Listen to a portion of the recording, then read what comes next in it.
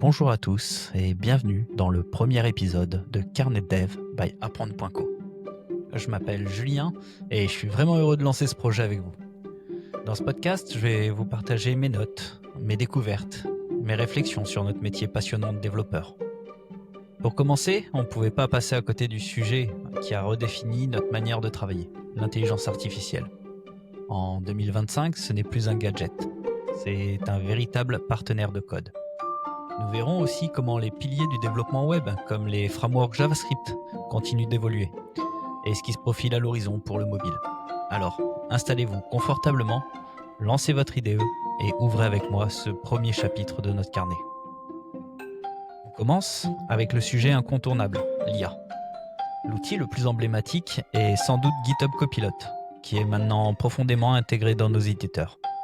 Il ne se contente plus de suggérer du code.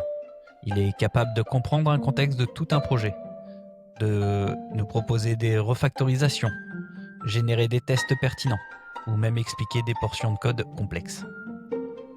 Mais l'impact de l'IA va bien au-delà. On voit émerger ce qu'on appelle le vibe coding. L'idée, le développeur donne une intention, une vibe, et l'IA code le projet. Des outils comme Cursor, un IDE centré sur l'IA, sont devenus très populaires pour ça. On ne se bat plus avec la syntaxe, on dialogue avec la machine pour construire plus vite. Cette révolution touche aussi le débugage. Des plateformes de tests automatisées comme TestTeam, DivBlue utilisent l'IA pour écrire des suites de tests unitaires et de non-régression, libérant un temps précieux pour les développeurs. Cela soulève une question. Le métier de développeur va-t-il disparaître ? Pour moi, la réponse est non. Il se transforme.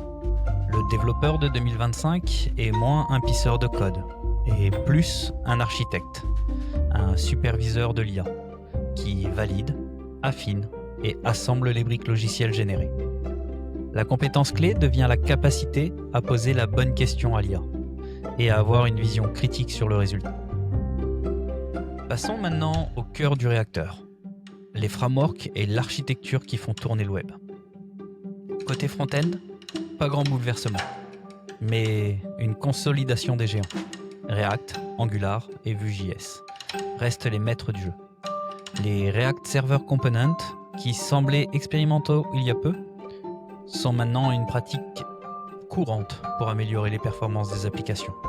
Dans leur sillage, des challengers comme Svelte et Quick ont conquis des parts de marché significatives, notamment pour des projets où la performance et la légèreté sont critiques. Ils ne sont plus des outsiders, mais ils sont des options sérieuses. Côté back-end, la tendance est à la simplification et à l'efficacité.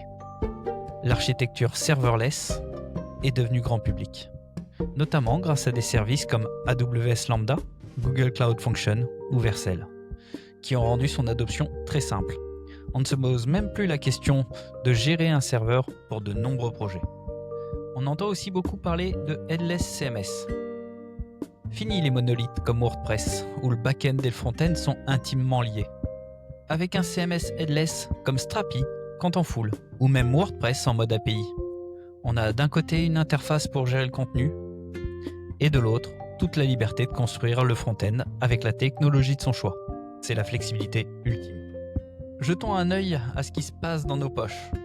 Le développement mobile est plus passionnant que jamais. La 5G est maintenant une commodité, et cela a ouvert la porte à de nombreuses applications plus riches. Mais la vraie star, c'est l'IA embarquée. Elle permet une hyper-personnalisation. Votre application n'est plus la même que celle de votre voisin.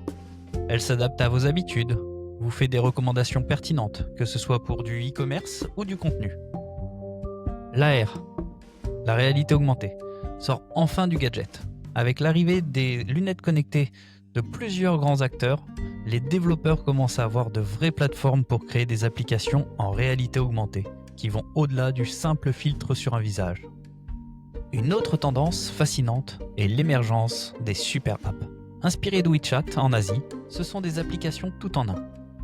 On voit des tentatives en ce sens en Europe et aux États-Unis, où des applications de VTC intègrent maintenant la livraison de repas, des applications de vidéo intègrent le e-commerce. Enfin, pour le développement, les plateformes cross-platform comme Flutter de Google et React Native de Meta dominent largement, permettent de créer des applications pour iOS et Android avec une seule base de code. Un gain de temps et d'argent considérable pour les entreprises. Alors, que retenir de ce premier tour d'horizon ? 2025 est une année de transformation. IA n'est plus un outil, mais un partenaire. Les architectures web et mobiles visent plus d'efficacité et de flexibilité, avec le serverless et le headless. Et l'expérience utilisateur devient plus intelligente, personnalisée et immersive. Pour nous, développeurs et passionnés de tech, rester à jour est crucial. C'est tout l'objet de ce podcast. C'est tout pour ce premier épisode de Carnet de Dev by Apprendre.co. J'espère que ce format vous a plu. N'hésitez pas à vous abonner, on se retrouve très vite pour ouvrir une nouvelle page de notre carnet. D'ici là, restez curieux et continuez d'apprendre.